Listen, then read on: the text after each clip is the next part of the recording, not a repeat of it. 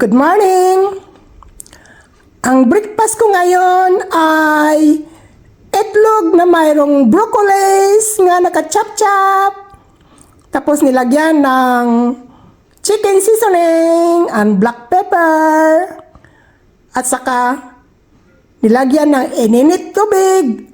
At nilagay sa microwave ng 3 minutes. 3 minutes lang yan sila lahat. My easy breakfast in the microwave. And don't forget my coffee. Coffee is light. Kain tayo. Nga, my breakfast na very easy.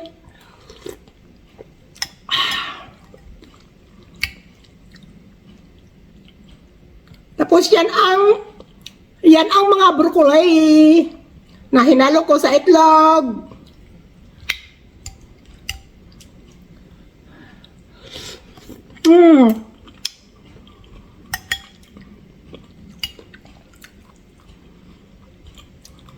Ito ang very easy ko na breakfast na sabaw-sabaw na kaunti na nilagay lang sa microwave.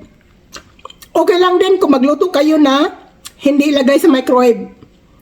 Iano lang sa doon sa kalan. Wala akong ibang hinalo dito kung ano lang, yung chicken seasoning. At saka konting white pepper.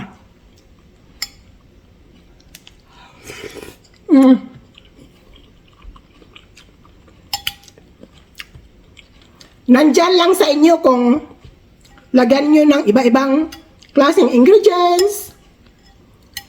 Pwede nyo gawin. Pero sa akin, just 2 ingredients, broccoli and eggs. 2 itlog. At saka 150 grams na broccoli.